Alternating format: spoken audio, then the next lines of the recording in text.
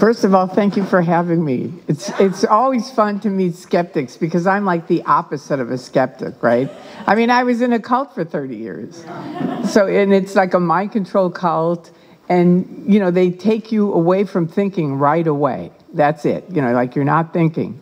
And then it's like a triangle, and you're actually paying, right, to lose your freedoms. That's really what happens.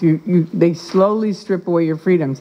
And people always ask me, well, why would you do that? You know, and first of all, I got in 1969. I was in college. My dad is a professional football player. He's in the Football Hall of Fame, Paul Christman. And then he was a broadcaster.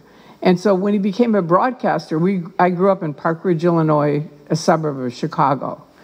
And really wonderful town. But then they started making a lot of money, and they decided, let's build our dream house, and they moved to Lake Forest, which is a very wealthy northern, you know, so I lost all my friends overnight.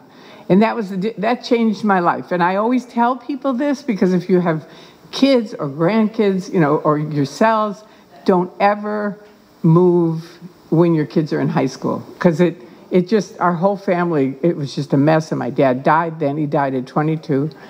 And so I became a hippie. I went to college, quit college, went to New York, went to Haight-Ashbury, became a hippie in Haight-Ashbury, doing drugs. Not much, but enough that I got sick. So now my parents sent me back to Lake Forest, and I'm talking to these kids, and they give me this Dianetics book. And I, in college, wanted to be a doctor. My grandfather was a doctor, and I thought, that's what I want to do. But now I'm in college, and I'm like, dear God, I'm not going to do 4 years of college, 4 years of medical school, internships, forget it. And I'd read these 3 chapters in Dianetics where you could clear someone. And I thought, well, that's sort of like being a doctor. Right? That's why I'm saying I'm the opposite of a skeptic. So anyway, I had an argument with my dad. He said, go to bed. It's 10:30. And I said, Dad, I'm in college. We've been fighting about this for years. And he said, no, you got to go to bed. It's our morals or no school. And so I wrote on my mirror, your morals or no school, screw you. And I really loved my dad, but I packed my bags and I hitchhiked in '69 from Chicago to LA. Because in the back of the Dianetics book, it said St. Hill, England, or American St. Hill here. So anyway, now I get here. I'm kind of a hippie. They've got all these big pictures of Hubbard. I'm like, okay, I don't really like him. How many people have read the book Blink? It's about your first instincts. It's a really good book. I recommend it to everyone. It's really good. But that was my first instinct, was like, what the hell, right? And then the Sea Org guys were marching around in their military uniforms, and I'd been fighting the Vietnam War for 2 years.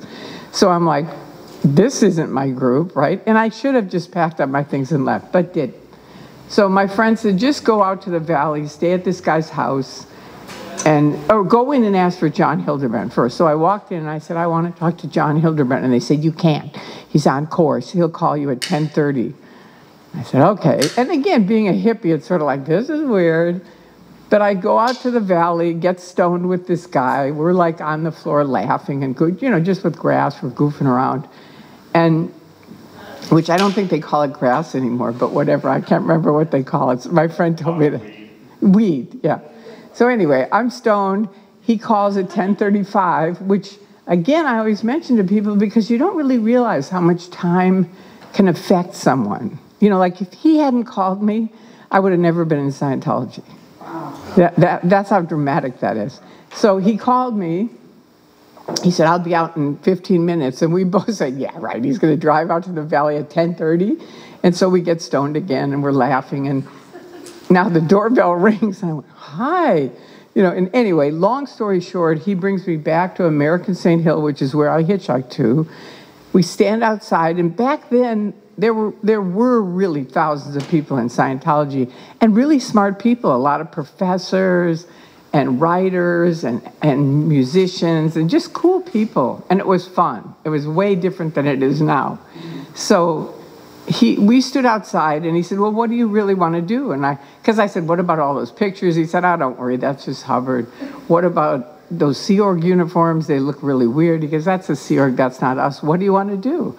And I said, I want to be an auditor, which is like a counselor. And he said, okay, let's go meet the auditors. So now we're just walking up and down this street. I think it was, I forget the name of it, anyway. We're walking up and down the street talking to like 200 auditors that are outside, that have all, and they're all so cool, right?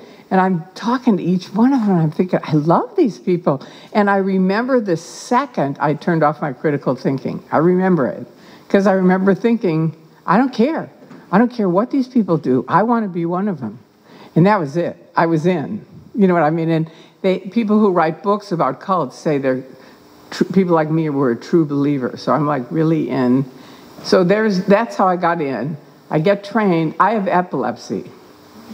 So I join, but I don't have seizures because I take medication. So they get me to join the Sea Organization, which is a billion-year contract, right? And so I join the Sea Org. I'm on a ship out in LA Harbor. I run out of my medication, and I say, look, I'm out of my medication. I got to get a refill. And he goes, well, okay, we'll send you to the MLO, which they have all these different terms for things. And I'm like, okay, what's that? And it's an 18-year-old kid, totally not medically trained, who says, well, you know, we're the top 10% of the planet, so we don't take medication. And we're going to get you off your medication with Dianetics and vitamins.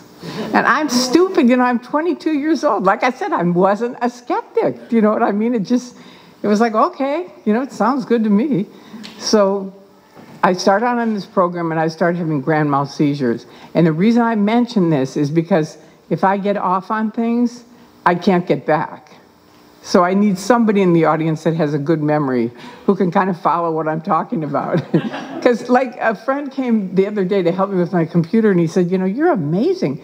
Like I have 5 million views on my YouTube site, right? But I don't know anything about computers. And he's like, I can't believe you. And I said, I know, and I can't ever remember anything. And he goes, but you only need one word. And it's true. It's like I can get off onto something, and then I'll go, what was I talking about? And they'll go, Lake Forest. And then I'm back. I'm good. So anyway, I mention it for that reason. If I get off on my things, but also it shows the abuse of Scientology. That's the way they are. You know, where most of them don't take medicine. Many of them die of cancer, which was interesting that we had that thing on cancer, because they won't let them take medicine. So thousands of people. My brother was over in Spain, and he said, Tory, I have to ask you this question. I know one person who's died. This was like 30 years ago, 40 years ago. And he said, every time I talk to you, another one of your good friends has died. Just think about it. That's all he said, you know, which is really good because when you're in a mind-controlled cult, how many of you saw The Truman Show? Yeah. Okay, that's Scientology. That's exactly how it is. And if you watch it again and again, I mean, it's exactly how it's run. And you, the person, are like Truman. You're in the show. And all the people, like my ex-husband is still in the show. He divorced me, stayed in the show. But he was born in the show, too. You know, his parents were in the show in 1950. So anyway, but my son, I got out. And I know now 17 kids who've killed themselves, all Scientologists. Wow. So I always tell people, I do this every day. I carry cards, they're like business cards that have websites that have information. And when I see a young person, I say, look, your life is in danger. And they go, really? And I go, yeah. And they go, why? And they go, Scientology, you're like 3 blocks from them. And they go, I've always wondered about that. You know, and I go, exactly. So here's my card. And I want you to start learning about it, because there's other cults too. And if you learn about it, you'll never get in it. But if you don't know about it, you can. They're good at what they do. So, see there, now I forgot what I was saying. Scientology. That helped. Thank you. Thank you. The MLO officer. Oh, thank you. Okay, so the medical liaison officer. So I get off my medicine. Now I'm having grand mal seizures. They route me out of the Sea Org because of that. And my mother starts calling me going, Tory, these people are going to kill you. And I'm like, no, Mom, it's okay. I'm going to do Dianetics. It'll really fix it. And she's like, no, it's not a psychosomatic illness. It's a physical illness, and you need your medicine. So anyway, thank God she stayed on it. And as my memory got worse and worse, she started getting tighter with me. And she said, okay, what are you doing tonight? And I said, I'm going out on a date. And I mean, it's hard for me to believe, looking back, that I went through that and didn't just walk out. But most people stay because of their friends. And I wasn't married yet, but I really loved the people that were in, except for the creepy guys that run it. But anyway, that's a different thing. So my mother says, I'll call you tonight. And she goes, all right. And what are you doing tonight? I said, I'm going out on a date. She goes, all right, I'll call you tomorrow. And she calls me the next day, and she goes, how was your date? And I go, what date? And my mom's father's a doctor, and I know they were talking anyway. And she goes, Tory, either you're on your medication today, and your doctors call me today and say you're back on your medication, or I'm going to be flying from Chicago out to LA. And remember, my dad was a broadcaster with NBC, and I knew they had all kinds of media lines, and I knew my mom, she could kick ass. And I thought, she's not going to just fly out here and ball them out, because she said, L. Ron Hubbard and the Church of Scientology will never forget your mother, right? So I got back on my medicine, and for me, it was wonderful, because who wants to have a seizure, right? It's awful.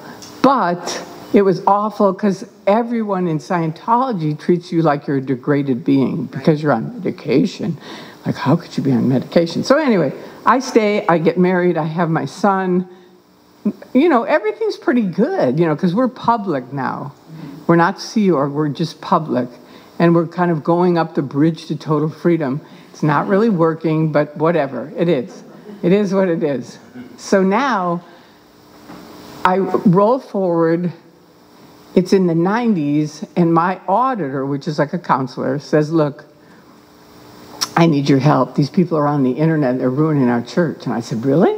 And we knew nothing about the church, except David Miscavige had an event, and he said, okay, the world is going on the internet, so we want all of you to write up your story, go over to the computers and write up your story. So we write up our story.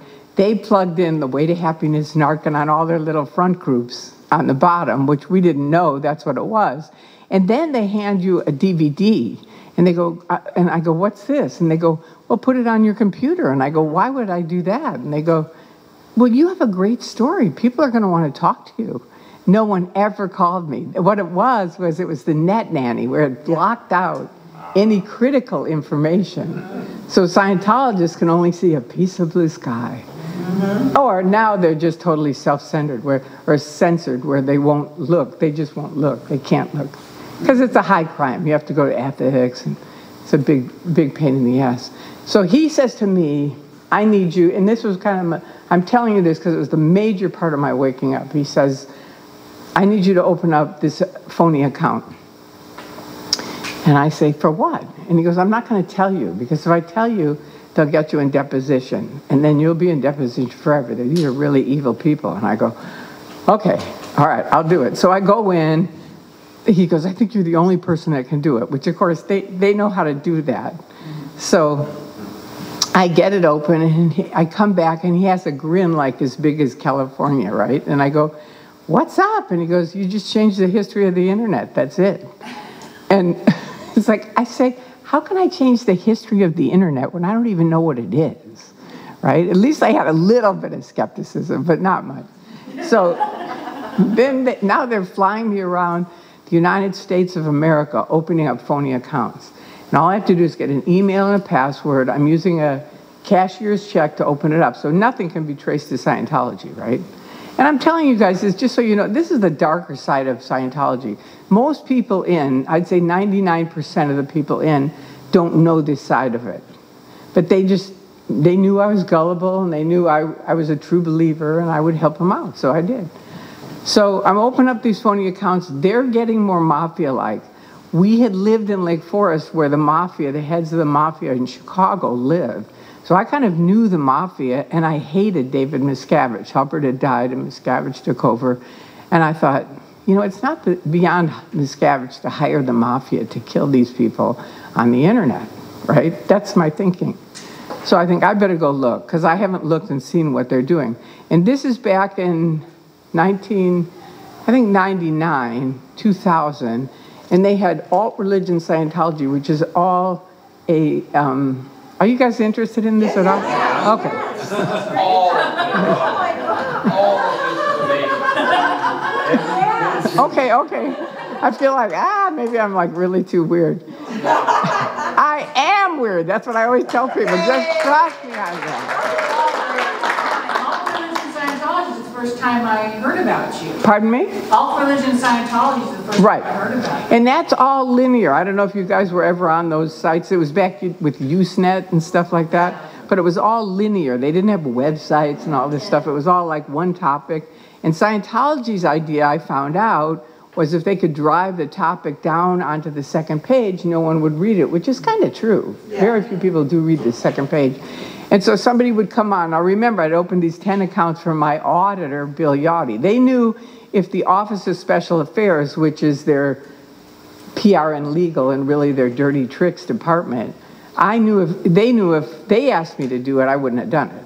But Yachty, who was my auditor, was just like, Tory, we really need your help. And I'm like, okay, I'll do it. So I'd opened these 10 accounts for him. And now they're driving down, like somebody would come on and say, L. Ron Hubbard's a liar. He says he has 2 wives. He really had 3. They don't want anybody to see that. So right away they come on with some other shit. And Bill would come on and say, well, I don't really think that's important.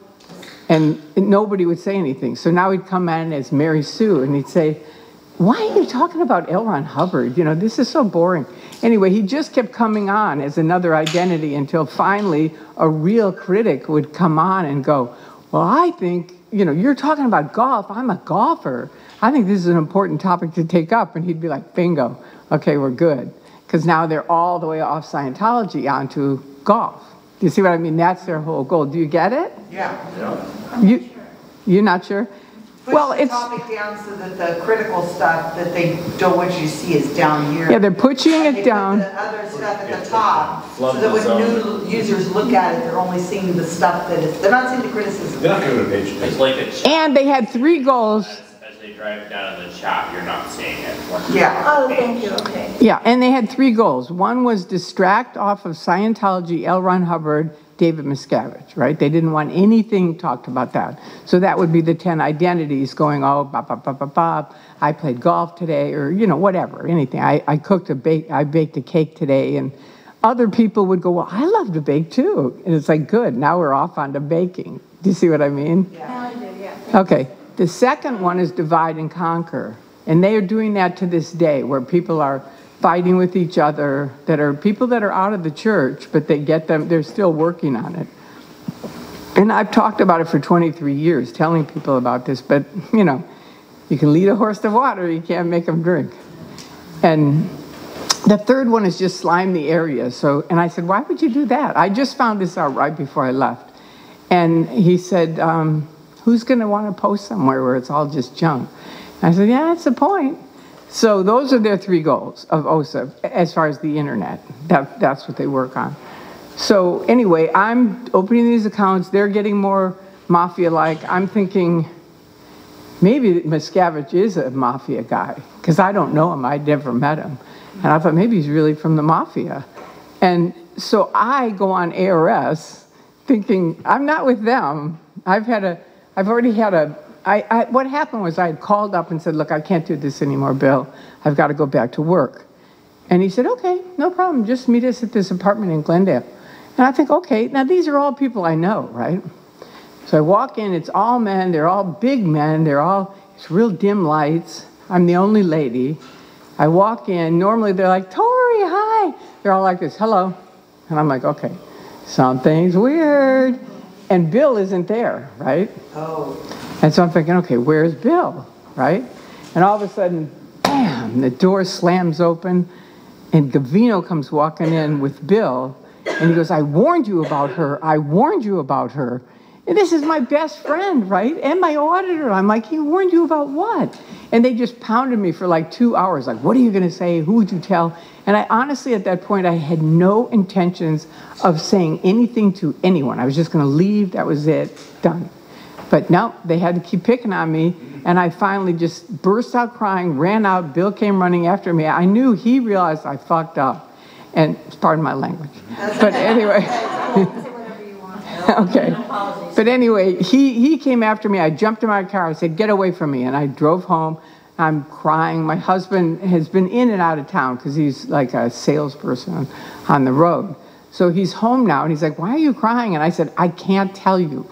You know, because I had already signed a thing. It's a $100,000 thing that I couldn't tell anyone. I couldn't tell David Miscavige, their top executives, any auditors, any ethics officers, anything, any of my friends, my husband, no one. And I said, well, what about me? What if I need help? And he goes, Tory, we have the top auditors and ethics officers that will help you. Believe me on this. So I did believe him. You know, I'm a true believer, and I really think he wouldn't lie to me, right? So now here I am, roll forward. I'm in this little apartment with these guys pounding me to death, and I'm thinking, what happened to the best auditors in the world, right? You know, so I run out, I leave, and I really left Scientology that night. You know, it was just like, I didn't get into Scientology to stop free speech. Oh, that's the other thing I forgot to tell you. I finally started I made 4,000 posts in 4 weeks on the internet.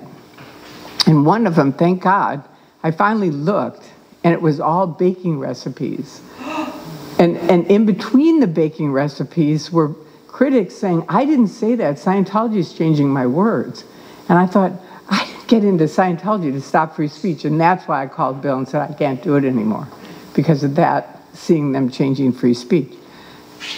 So now, okay, so now I'm out. I'm not out of Scientology, but I did get my son out. The first kid hung himself, and I took my son to SeaWorld, and I said, look, you know, this is, if you're going to kill yourself, because I'm already thinking Scientology is weird at this point. And I say, if you're going to kill yourself, it's not going to be 1 death, it's going to be 2, because I'll be dead 5 minutes later. Right. And luckily, he bursts out laughing. He goes, don't worry, Mom, it's not in the cards. And I said, okay, let's go on to plan B. If you don't want to do Scientology, you tell me right now, because you don't have to. I think it's my religion, but it's getting really weird, right? And he goes, I don't want to do it. I said, okay, then you're out, you're done. Just don't tell your dad, because he was born in it. Which his dad knows now, but, you know, for a while, he was out on his own, by himself, you know, because I was still not fully out. And then I got on the internet. I figured I'll just put myself in with the critics, which I felt were like cowboys in the old days. You know, they could say what they wanted, they could go where they wanted, they could talk what they wanted. Whereas in Scientology, as you get higher, my husband was the top, I was right next to him, right? You can't say anything, you can't read anything, you can't look at anything, and they're like, we're counting on you not to be looking at this stuff. This is vital. You know, just leave it alone. These are evil people, right? Which now, just so you know, last Christmas, they told a brand new person, I'm not just an SP, which is a suppressive person, I'm an undercover CIA agent. Thank you very much. Telling us. But you know I can't remember anything, so you don't have to worry about it. Wiping your brain. I know, exactly. So now, where was I? You're my man. Where was I? Got your son out, he's not going to do it. Okay, so he's not going to kill himself. We're good on that. Yeah. And so I'm like, oh yeah, I put myself in with the Cowboys, remember? Yeah. I said I'm going to put myself in with the... Critics are like cowboys. Yeah, and so I'm like, okay, I'll be in with the Cowboys. Maybe somebody will help me. And that's exactly what happened. I couldn't look at anything. So if you can do the Wayback Machine and go back and read, and I was Miss Magoo 55 at the time, and it just sounds like an insane person, right? And so I'm just making these crazy posts because, you know, like I got this one guy's name, Phil Scott, and I really could remember his name. So I said, let's do a fundraiser for Phil Scott. He's going to Hawaii. We can get flippers for him. You know, it's just sort of like, these people are like, what is wrong with this person? And my nickname was Magoo, which was my dad's nickname that I gave him. Because he has little, see, I have like little tiny eyes. And he had little tiny eyes. And he was funny for football. A lot of football players, old ones, say he kind of helped move it from the leather helmets into this big national thing, because he was funny and he got people to understand what's going on here, right? And here I am. See, I get off on those little things and then I go, what the hell was I talking about? What? Critics I've are seen like the most cowboys. ridiculous things on Yeah. all religious Miss Scientology. Magoo, 55. You're posting online. Like, find- Okay, right. So I'm posting online, thank you. And see why I have to say the thing about epilepsy? It's like, what's wrong with this person? Right, we got you. Thank you. I want to go back to the CIA. I have no idea. This was just something I found out this last Christmas. This is a new title. I'm going to get a T-shirt. I'm an undercover top secret CIA agent per Scientology. And then I'm going to have on the back www.xenu.net, because that was their big secret word, Xenu. Don't ever say that. Okay. So, no, you say it, but they said don't ever say it. Yeah. Okay, so I'm in with the Cowboys. I start making these 4,000 posts, and this guy Andreas, who's in Norway, who created Xenu.net, which is a huge website. He just passed away this year, but very young, in his 50s. It was like, oh. But anyway, he was in Norway, and someone was suing the Church of Scientology, and he said, why would there be a suit with a church and a Norwegian? And so he started researching way back in the early 90s and found all these, he read Scientology, how wonderful it is, and all this stuff. And then he started reading Paulette Cooper's stuff and just different horror stories. So he said, I'm going to make a website with all the information, all the facts, how Hubbard had lied and Miscavige ripped off the church, and, just different things. He had all the factual stuff behind it. So he says to me, I think he's the devil, because I had seen his website. I was like, oh, Xenu? How can he have that? Because his thing is www.xenu.net. That's his topic, right? I mean, that's the name of the website. He calls it Operation Clambake, but anyway, that's a different thing that I never got. Uh-oh. She okay? Okay. All right, so he says to me, Magoo, nobody can understand what you're saying. You're not formatting. Now remember, I know nothing about computers, and I'm like, Andreas, and again, you can never, ever talk to someone who's declared suppressive. And this is, I brought my SP declared just so you can see. They never give them out. They never give them out, and Jesse Prince told me that. He said, yeah, they never give them out. I thought, I'm going to get mine, and I got it, and I laminated it. And on the back, it says, her only terminal is the International Justice Chief via the Continental Justice Chief, and they'll never talk to me. So I go and sit on their buildings, and I go, I'm sorry, I have to have the International Justice Chief or the Continental Justice Chief. Your goldenrod. Wait, how did you get that? Because, but let me finish this. Friends? Okay. Remember that question. Yeah. No, I don't have friends. I just knew they never give them out. I'm going to finish it if you remember where I was. Okay, because it was with Andreas. So to finish how I got my SP declare, I knew they don't give them out, right? They used to post them in the org, and you'd go and read all these people, their crimes and everything, and be like, oh my God, he did this, he did that. So they realized, okay, don't post them anymore. So then they stopped posting them, but they would send them to you. But after a while, it was just such bad PR. By the time I left, Jesse Prince told me, nah, they don't ever give them out anymore. So now this is all out of sequence of what I'm talking about, but I'll come back to it. But after I escape out, I come back home and I go to get my receipts because they have money of mine and I want it. Yeah. So I call Flag, which is in Clearwater, Florida, and I say, I want to talk to Treasury. And she goes, or he goes, it was a guy, and goes, who is this? And I said, it's Tory Bazazian, which was my married name. And he goes, hang on. And he puts me through to the Continental Justice Chief. And she goes, hi, this is the Continental Justice Chief. Would you like to know why you're talking to the Continental Justice Chief? And I said, I really would. I'm kind of curious about that. Of course, I know. Right? She goes, well, you've been declared a suppressive person. And just so you guys know, they have a big thing from day one. If it isn't in writing, it isn't true. That was Hubbard's thing. It's like if he doesn't say it, it's not true. And I knew she was like 18 or something. So I knew this would push her buttons. And so I said, you might be too young to know this policy. But there's a policy, if it isn't in writing, it isn't true. And I have nothing in writing. And she goes, I'll have it to you in 24 hours. And she FedExed it to me. So that's why I laminated it. Thank you. So anyway, back to my thing with Andreas. So Andreas says, you're not formatting. He teaches me how to format. And my mother was always really big on, if someone helps you, write them a thank you note. So now, I mean, it's a high crime. It's like a mortal sin to talk to a suppressive person. But I'm in my house. I'm all alone. My husband's out of town.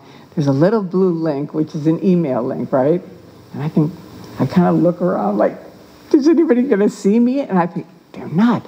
And I click on it, and I just write, Dear Andreas, thank you for helping me, Magoo, right? And he writes me back, and he goes, Dear Magoo, you're welcome. Andreas Helderland, and his complete address, his complete phone number, his complete cell phone number. And I tell people this so you realize, like that changed my life again. It's like if he hadn't done that, I would have agreed, yeah, he's a really evil guy. He's got all this stuff up. But because he gave me his whole address and phone number, it was like, how bad can the guy be, right? He's really being transparent. So I write him a thing, and because I'd already taken down a message board. There was a message, remember Battlefield Earth? Oh, yeah. Right. So I was in when Battlefield Earth came out and went with the Office of Special Affairs to make sure no evil people got to John Travolta, who I trained. So now after the Battlefield Earth thing, the premiere, they had a secret party. And we went to the secret party to make sure no bad people got to John Travolta. But I trained John Travolta, so he comes up to me and goes, Tory, and he gives me a big hug. And so I thought, I want to go into the secret party. And I'm good at slipping in places, so I just thought, I'm going to do it. So I get this tall guy, and I just walk in, and you had to have a badge. And he goes, well, where's your badge? And I looked at him like, come on, man, give me a break. I didn't say anything, and he goes, all right, go on. So I go in, and Travolta was talking to another actor, and I thought, I'm not going to bug him. But I thought, what could I do? I know, I'm going to get some drinks for the guys at OSA that run OSA, right? They're outside. And so I bring out these two drinks, and it's Yachty, who was the guy that got me into this, and the head of the Office of Special Affairs. And I said, I really want to congratulate you two on your top secret, whole secret party here. Because here I am, when inside got drinks to bring them out, right? It's like... I was waking up, right? So anyway, I'm talking to Andreas and online, and he says, you're not formatting, and he teaches me how to format. Because what happened was this. Let's say you say something, and then I say something. On those old, things, they'd have all these arrows between them saying, you said something, now Tory said something. But I only knew how to copy-paste. That's all that Bill taught me how to do. So I thought, who needs all these stupid arrows? So I had to erase them. So everything is like this. So they already think I'm insane because I'm posting all these insane things, and now I'm not formatting, so it's totally insane. So he teaches me how to format, and it works. And I'm like, oh my God, this is the devil, and he taught me how to format. It was really, truly, it was shocking. And so then I thought, maybe, and I didn't finish the thing about Battlefield Earth. They had a little message board, and on it was my friend Mark Bunker, who had a thing, Xenu TV, Xenu TV. And of course, back then, nobody knew the word Xenu, and so I kept calling him the fat TV guy and all this stuff, and I'm like trying to get him to stop being Xenu, which of course he's not going to do. So finally, I call up Warner Brothers, because I'm in sales, I know how to get through to the right person, and I say, I want to know who's running the message board. And, okay, it's me, no, it's not you, and I get all the way up to the top guy, and I say, look, I live in Burbank, I'm a fan of John Travolta's, and you've got all this stuff on your message board that's just yuck about Scientology. I want this taken, at least get that stuff off of there. And he says, okay, I'll report it. And I think, okay, nothing's going to happen. And the next day I go, is this Tory Bazazian? And I go, it is. I'm on the phone, right? The guy calls and he goes, this is Mr. So-and-so from New York, Time Warner, and we got your message, and we're going to take down the Battlefield Earth message board. And I'm like, woo! So I was pretty excited about that. Now I think, duh, because I just think there's only 50 people on the message board. There were probably 25 on the message board. So I think alt religion Scientology, it's probably only 50, right? That's what I'm thinking, not knowing it's thousands. And so I think, well, I bet I can get Andreas to take it down. So I say, dear Andreas, why do you have up all this stuff about my religion? And he writes back, I mean, the guy was like he was a skeptic extraordinaire. Yeah. I mean, he was just amazing. And he writes back and he goes, Dear Magoo, I believe in truth. I believe in looking at both sides. I don't think, and I have the courage to say what I think. I don't think Scientologists are bad. They're just misinformed. I suggest you start reading. Now, I'd always wanted to go back in the Sea Org, so I look on ARS, and there's this thing by Mary Tabayoyan saying, ladies, if you're thinking of joining the Sea Org, read this. Now, again, you have to remember, Scientology is very factioned off, so most public, like me, and even Sea Org didn't know about this. But I read her story, and they'd made her, she got pregnant, and they made her get an abortion. So it was just like, it was just this horror story of how they made her, they drove her over there, they made her get an abortion, and then she had to be back on post the next day. And I'm just crying. I'm in my dining room where my computer was, and I couldn't stop crying. And I knew this is it. That's it. That's the end of it. I can't do Scientology anymore. That's it. I don't care if I lose all my friends. I'm done. I'm going to lose my husband. It's like, I'm just done. That's it. And so I cried for 4 hours, and I can't stop crying. I just can't. It's just so much. You know what I mean? It's just so, it's everything in my life that I've been is gone. And so I'm like, what am I going to do? And so I write Andreas, and I say, Andreas, I can't stop crying, and I can't talk to anybody. If I talk to my friends, they're going to leave me. And he goes, Dear Magoo, I'm crying reading your email. I gotta ask you this one question. What kind of friends could those be if they're going to leave you because you change your mind? Wow. Great question, huh? And that was it for me. My Truman Show cracked open. I was like, that is it, man. He's right. They're not my friends. And so then it was like, I've got to get out of here. Because I've always kept my dad kind of close to me, even though he died at 22. But he was really courageous and smart, and I really loved him. And so I kind of plug into my dad, and I'm like, I don't know what to do. And I just get out of LA. I don't care what you do, just get out of LA. Because I'm like 15 minutes from the Office of Special Affairs, right? And they'll come get me. But I don't know anything about all. I don't believe it. They had been sending me out for 2 years to handle the critics who were picketing. They were picketing the Church of Scientology. And I'd go out and talk to them, and they'd leave. And I'd go back in, and they'd say, what did you do? How'd you get them to leave? And I'd say, I just talked to them. They're just people. You know, they're people with different viewpoints than we have. That's all. So anyway, I was kind of used to talking and hearing them say Scientology does all these evil things. But I had kind of plexiglass up, just thinking, it's not true, it's not true. So now, Stacy, I say to Andreas, I have to talk to someone who knows what I'm going through. I'm freaking out. You know, I have to talk to someone. So these 3 people had started, have you ever heard of Lisa McPherson? Yeah. Anybody? Okay. So Scientology basically took care of her, and she ended up dead after 17 days. And they killed her, basically, is what happened. But I forgot what I was saying because I got off on thinking about Lisa. Andreas, The 3 people that did the Lisa McPherson Trust. Yeah. Oh yeah, so Stacy, Bob, and Jesse, right? And they're in Clearwater, Florida, and they started the Lisa McPherson Trust in honor of her. Mark Boker. Well, was it really Stacy, Bob, and Jesse? Yeah. Mark was the film guy for it. Right. Yeah. So Stacy sends me an email, and she goes, "Dear Magoo, who are you?" Because they all thought I was a guy. Because I was always like, "Fuck you," you know, and stuff like that. I was swearing all the time, so they all thought I was a guy. So now she goes, "Who are you?" And I said, "Dear Stacy, you know, I really appreciate you writing me, but I can't tell you. I just can't.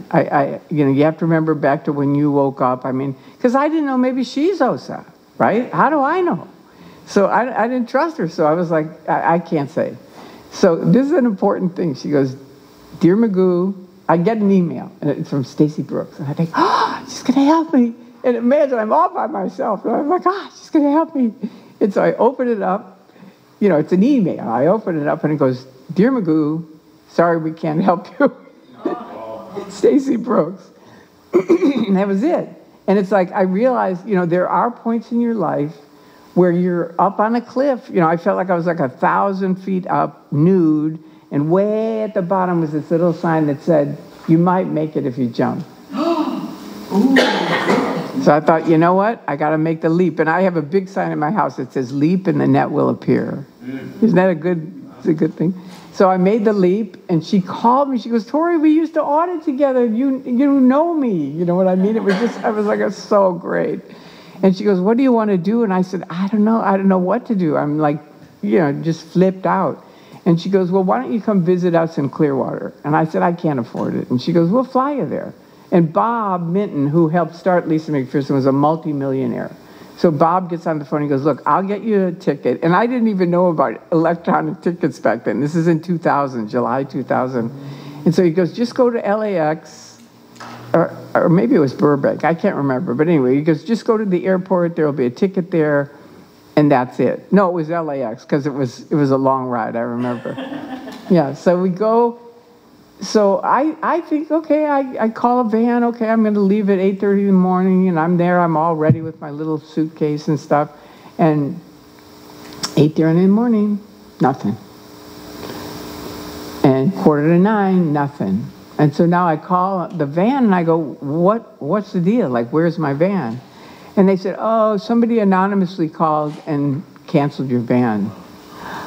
And it was like, that was honestly the first time I realized all this stuff these critics have been saying for years to me was true, right? That they do this shit.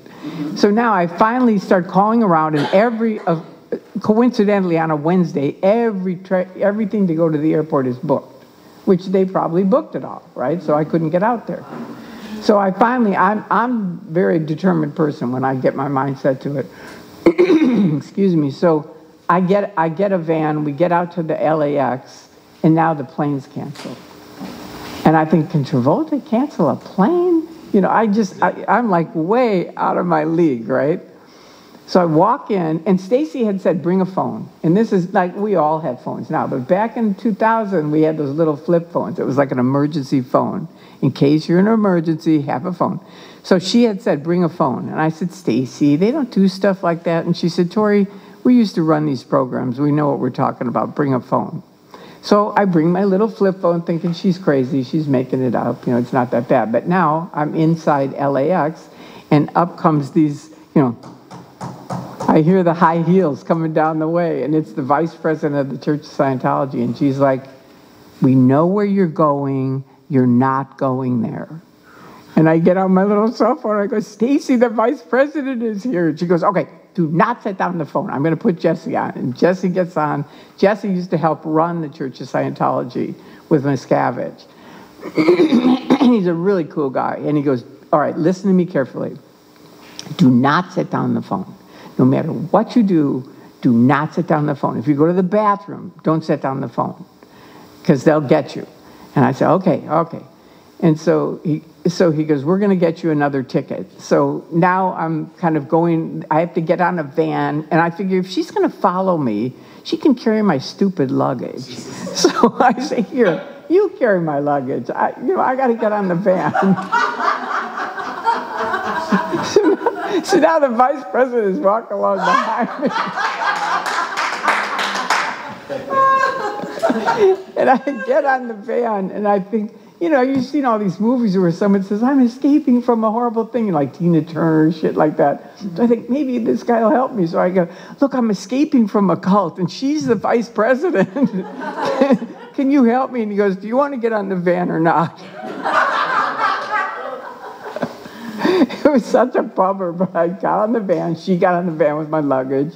We get off. She's following me everywhere, and she's writing everything down, and I have to go here, there, whatever. And now I finally say to Bob, I'm on the phone with him, and I say, Bob, honestly, I can't get rid of her. She's everywhere. She's following me everywhere. And he goes, okay, I got it. He goes, tell you what, I'm going to get you a first-class ticket. You can go into a special lounge. She can't get in there. So, you know, then you'll get rid of her. So I get in the lounge. I get on the plane, and I think, oh, I'm free. I'm done with Scientology. And there was many more things that happened in between it, but just because I only have so much time, I'm like, okay, I'm free. This is good. But I'm just going to tell you the rest of it. So now we get off in Chicago, right? And we have to change planes. And guess who walks up to me? My husband, Tory. What are you doing here? Now, if he had said, Tory, what are you doing here? I need to talk to you. I need to know what's going on. I would have stayed with him, but he didn't. He said, Tory, what are you doing? We need to go on a vacation. Now, I knew vacation for the Office of Special Affairs is they'll lock you up in a, and no, they don't tell you this, but I just somehow, I know it happens. It happened with Lisa. They lock you up, and God knows what happens. I don't, but I wasn't going there. But when he said vacation, I knew, okay, this guy isn't on the same page as I am at all. I said, look, I'm getting on that plane. And he goes, well, I'm going with you. And by now, the Office of Special Affairs shows up. And I said, I thought you were just here by accident. And he goes, well, okay, they're here too. So I said, no, you're not getting on a plane with me, because I knew what would happen is they would fly in Yachty, who was our best friend and auditor. They would fly in Harold, and Harold and Yachty would say, look, it's us or them, these evil people. And I knew I wouldn't be able to do it. It's like my husband of 26 years, and my best friend, and my auditor. I thought, you're not going to make it, Tory. You're not. And I figured, I have a right to go and make sure these other guys aren't OSA. And then I'll come back and get Harold. That was my plan. That's my husband. So I said, look, I'm going to get on that plane, and you are not. And if you get on that plane, I, Tory, am calling the police. Which is a big no-no in Scientology, like I said. So he doesn't get on the plane. So I think, okay, good, I'm done. And it doesn't land in Tampa until 1:45 in the morning. And I knew from being there for 7 years, their vans only go till midnight out to the airport. Of course, I didn't know about this shit. So I get off the thing thinking, okay, I'm done. There's going to be nobody there except Stacy, Bob, and Jesse. Wrong. A friend of mine is leaping up and down with a big mob of Scientologists, the police, and Stacy, Bob, and Jesse over here, right? And she's like, Tory, you've got to talk to me. Now, you have to know, I left Scientology because of David Miscavige. That's it. I have epilepsy. I was 100 pounds overweight. I was on this top level. I kept saying, it's not working. I have to lose this weight. My dad died of a heart attack. It's like, this is a really serious thing. And I would just get back, okay, continue. And I thought, I hate this guy. I really do. So now she goes like this, Tory, I just want to let you know one thing. I can get a message to David Miscavige tonight, whatever you want to tell him. And I said, really? You can get a message to David Miscavige tonight? Well, you tell him this. I picked them.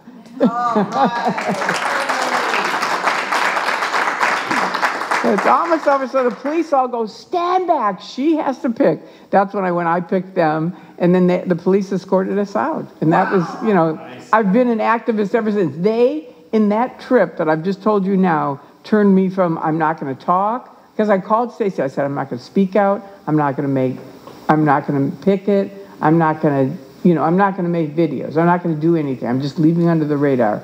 But in that time from LAX to Tampa, I became an activist. Yeah. I was like, screw you guys. I'm going to tell people what I know a lot, and I'm going to tell them, and I did. And you can look up Wikipedia, and I wanted to mention that because who did the Wikipedia thing? Okay. I didn't write your page. No, but this is a fun story about it.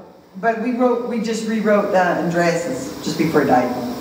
Oh. We just redid it because it was not good, so we just redid it. Oh, thank you so much. Oh, that means so much to me. Yeah, it was a good page. We also wrote Tony's page. Oh, thank you. And about 10 other pages. Wow. Scientology related, yeah. Cool. Now you need to write Tom Cruise's page. It's already there.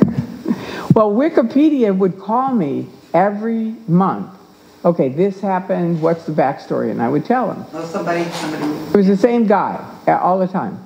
So now it's gone on for a couple of years, and somebody makes a Wikipedia site for me, and it's about 4 paragraphs, right?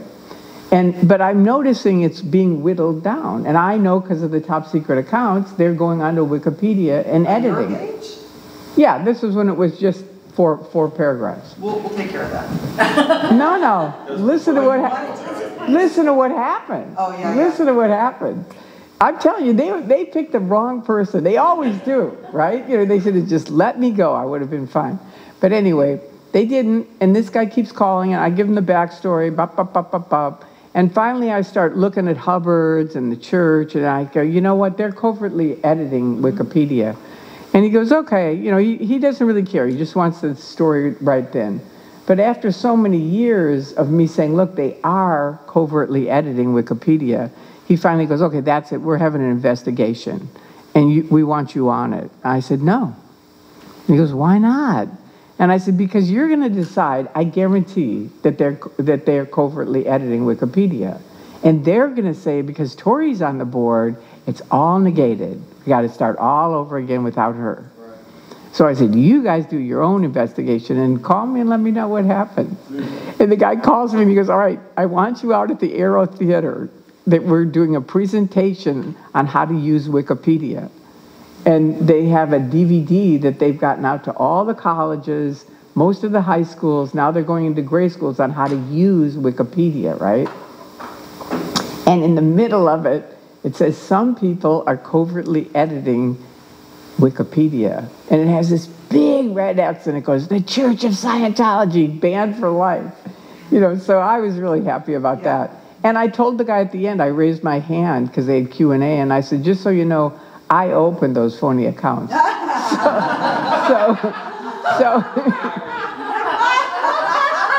I've always been transparent on it. I mean, I did. And I said, you know, if you ever need, you know, if they ever try to sue you, I'm your person. And they were so thankful, you know, because it's like, I can attest to it. And some of the critics have photographs of me opening a phony account. So I remember, it was over 10 years ago, that you came over to CFILA right. in Hollywood. Right. And you had a cast on your wrist. You had right. broken your wrist. Right. I remember that very specifically. And I never forgot that the thought that you chose your life over your family. Not my son. I got my son out first. I wouldn't have chosen. If I guess I didn't remember it that clearly. I didn't say it. I was very terrified of them hurting my son for a long time. I didn't know. No, so I didn't say anything. People would ask me. Remember, if you remember, I think somebody said, "What about your son?" And I said, "It's none of your business." I mean, I was really mean about it, but it was like, don't even start, because I knew Scientology sent, and I told you guys that. I said they send people to these lectures to try to distract off of what you're doing. And so they already had been warned, and then they brought up my son. And I said, it's none of your business, you know, for a long, long time. But now we get together all the time, because I told him, I said, there's no disconnection in this family. I mean, with you and I. You know, you can't disconnect, which is their thing. If you're declared suppressive, you have to disconnect. So he didn't. And now he's doing great. He's just really doing great. I see him every 2 weeks. I do. And it's just wonderful. I mean, I saw him last night, and it's just like, I just love him. He's a really wonderful person. You've come out of a really... You seem very together. Isn't it fun? Like now, it's so fun because I'm not. But thank you. but it's so fun. Like now they have these live streamers. Do any of you guys know about them? Yeah. Oh yeah. So Scientology, I was telling you that they have a thing like with me. Like do you know Anonymous? Yeah. Yes. Well, we okay, don't so know. We don't know. but I mean, you know of them. They're anonymous. So we were picking. They made their thing with the Church of Scientology that they were going to shut them down. Right. And I thought it was OSA, of course. And so I made a post about it. So they called me. They go, this is anonymous. And I'm like, I'm in my bedroom, you know, kind of freaked out. And they had kind of not exactly the smartest plans originally. And I said, you're way out of your league. These guys are highly litigious. They will put you in prison. So they said, well, what can we do? And I said, let's pick it. You know, that's if we peacefully picked it. So we did. And then now I forgot how I got onto Anonymous. The live streaming. Oh yeah, right. So thank you. So that was back then, you know, where they had the and they have a thing. Anonymous used to time me, and I'd just put my foot on L. Ron Hubbard Way, and they'd go, "She shut him down in 3 minutes." They'd have the entire place evacuated, you know, everybody inside, locked inside, just because of me. So I would do the thing like the Field of Dreams where he'd put his hand in the corn, and I would put my foot, you know, like over the thing. So now, roll forward last week, or it was about 2 or 3 weeks ago, a bunch of those live streamers, I went and met them because I just wanted to meet them. I thought it was fantastic. And so they said, yeah, we're having a protest, come. So I thought, okay. And I mean, I'm there with my walking stick and everything, you know, I'm like this old person. And so, but I'm making it around, and it was really fun being with them. And so then I get tired, and I think, you know, I need to sit down. And they had always said, you can't ever come across this line, ever, not ever. And they'd always have security around it, everything. There's no security now. There's 10 cameras going, right? What? Oh, I say the outing that Wendy was mentioning with the IIG. You remember that? We rented a bus, and we tried to get in to several buildings. No, it was a different situation. Oh, I'm thinking well, this is a trip we made IIG. You were with us on the bus. First we went to, I think, what do they call it? It's like Big Blue? The Celebrity Center. Celebrity Center, yes. And a big sign out there, open house. Right. And we all went up and they saw you were with us. You can't come in. Closed house. Right. We're closed. But then everybody was taking photos and videos of us. So we went to the main office. We had you sit in the bus. They must have called ahead and said, no, you can't come in. I know. That's why with Wikipedia I said, no, I won't be on it. Went to L. Ron Hubbard Museum. No, you can't come in. I know, they hate me. That's why, this is last Christmas. This guy, because my friends and I, we always go, let's go by the complex and see if anything's happening. So we pull over there, and there's all these lights. It's like Christmas, right? You know, and so this guy, there's nobody there except one guy walking down the street. And I say, hey, can I talk to you for a minute? And he comes over and I go, what's going on? And he goes, I don't know, but they got nice lights. And I thought, he's a Scientologist. And so I said, are you a Scientologist? And he goes, no, I'm an ex-Jehovah's Witness. And I said, what are you doing here? And he goes, well, my friend is in there. And I go, doing what? He goes, he's taking the personality test. So I said, all right, get on your phone, call him, get him out here. So he comes out, they bring the security, they do come. And so I said, I tell him a little bit about it. I said, don't give him any money. Don't give him your name, don't give him your address, don't give him any money. I'll tell you all about it later. So they come and they take him and they lock the door. And I say to his friend, go get him out. And he goes, I can't, the door's locked. So I said, call him up. So he comes back out, and I'm starting a live video by now on Facebook. Mm-hmm. And he comes out, and he's a wrestler. And he goes, are you doing a live video? And I said, not with you. I'm just doing a live video. And he goes, no, you can put me on it. Put me on it. Here's my personality test. So he shows it, and it's like all up and down and up and down. He goes, they said I'm really crazy. And I said, they say everybody's really crazy. And he was going to pay, like normally they're $40 for the comm course. That's always how it was. Just it's a beginning thing. They had him go, he was going to pay $5,000 for auditing because he was newly divorced. And so I said, look, they're going to take you, and they really hate me, just so you know, and they're going to tell you lies about me. But just stick to your ground. So he goes out, and then he comes back, and he's kind of white as a sheet. You know, he looks different, and he goes, boy, they really hate you.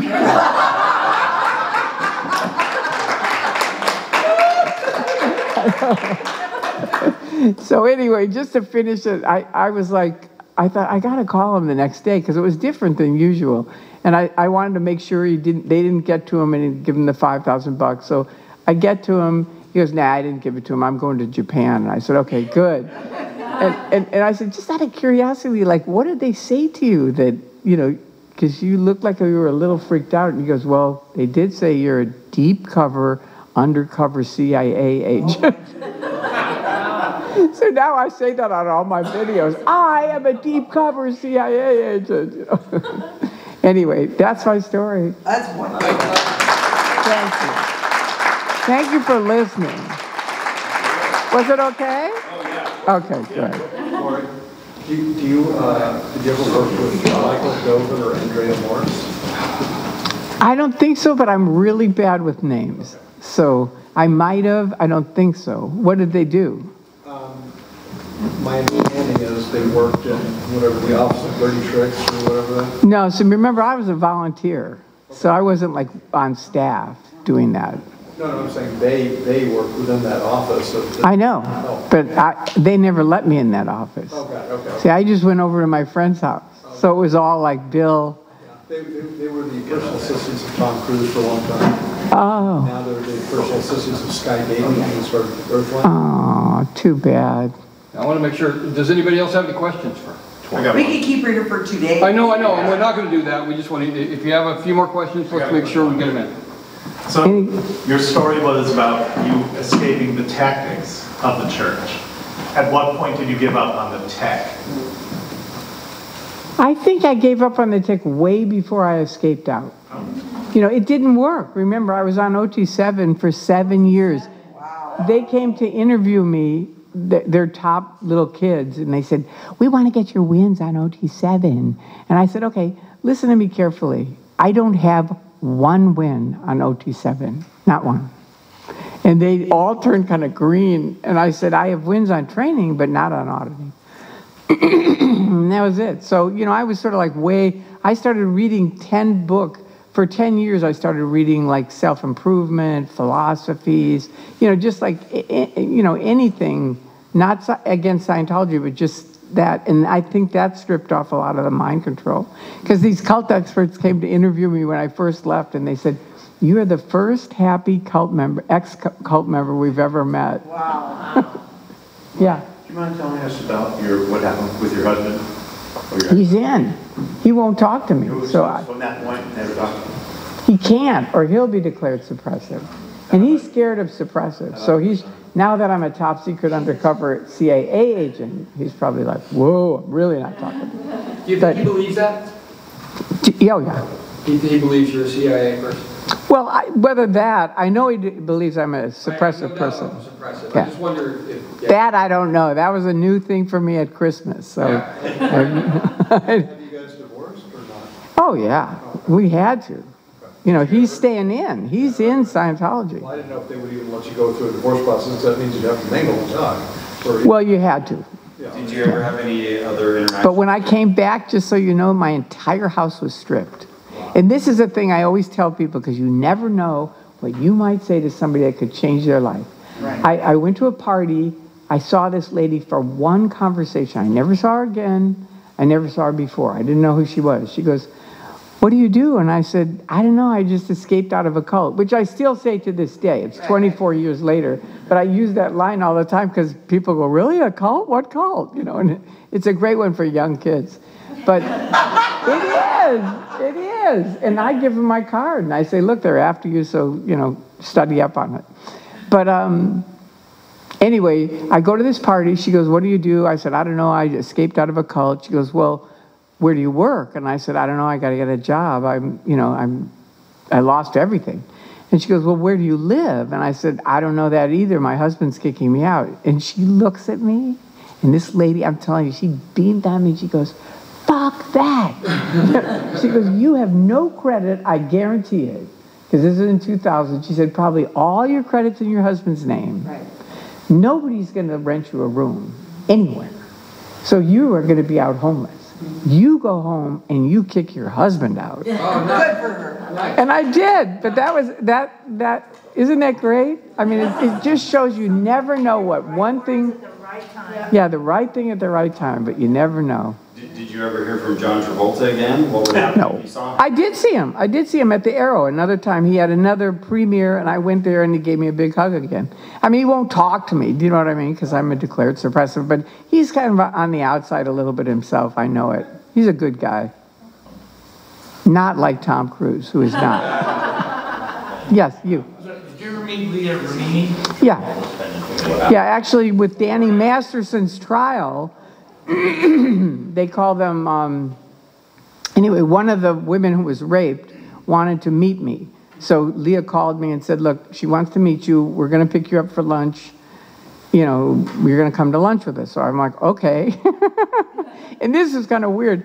Apparently in criminal court, like in the big things, like rape things, you have to go through security on the first floor, then you go up to the 9th floor, and you have to go through another security. And everyone has to lock up your cell phones. Every person, they give you a little sheath, and it's locked. And you have to put it through a machine to unlock it at break. So we're there, excuse me, and she and I, she goes, all right, just follow me. And she knew the security guard, so we go down some secret exit. We get into her limo. We go to this hotel. We have lunch. I talked to the lady just for a few minutes, and then we came back. That was it, and I was at the end of her show, at the very end of her aftermath show. And I've seen her at a couple of parties. I can't really say we're friends, but, you know, that's it. So anyway, yeah, you. Do you think John Travolta's had any handling when you were declared that because you were overseeing his casework? I wasn't overseeing his casework. I said I helped train him. Oh. So it was like we were in a course room together, and you do drills, and I did drills with him. So he liked me. You know, that was it. I wasn't overseeing him, and no, I don't think. I have no idea. You know, it's like there's so much you don't know about Scientology when you're in it. You know, and same with when you're out. I mean, I had parties for 14 years after I left. It started with 4 people. One of them is one of my best friends, Spanky Taylor, who's in Going Clear. And now it moved up to like 25, 30 people. Writers were flying in to interview, because these were all the top guys in Scientology that had left. But to this day, we get together and it's like, all right, you were in this room, you were in that room, and I was in this room. So what did we do? You know what I mean? Because people are still connecting the dots on what did you actually do. It's really spooky. Mm-hmm. Yeah. What did you do after you left? I just worked and was an activist. I'm mainly an activist, but I did sales. I've been in sales for many, many years. And selling different things, but I only sell things that I believe in, and I'm really good at it. And the funny thing is, I am sort of like Lucille Ball. You know, like my mother always had that. Like, she was really smart, but she had the Lucille Ball side of her. And I'm kind of like that too. So I go to sell security systems back when they were $5,000. You had to buy the hardware. Excuse me, and it's all engineers, all men, and me. And we have a week long of training. And now we're supposed to go out and sell these things. So I go to this lady's house. I trip in the bushes. I think, okay, Lucille, keep going. And this lady's there by herself. And so I do the whole presentation, blah, blah, blah.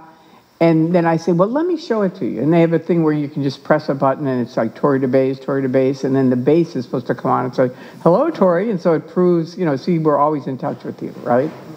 And so I'm going like this, Tory to base, and the lady's sitting there, and I'm going, Tory to base, and I'm saying it a little louder. And finally she leans back and she goes, you know, I think if it's electronic, you have to have it plugged in.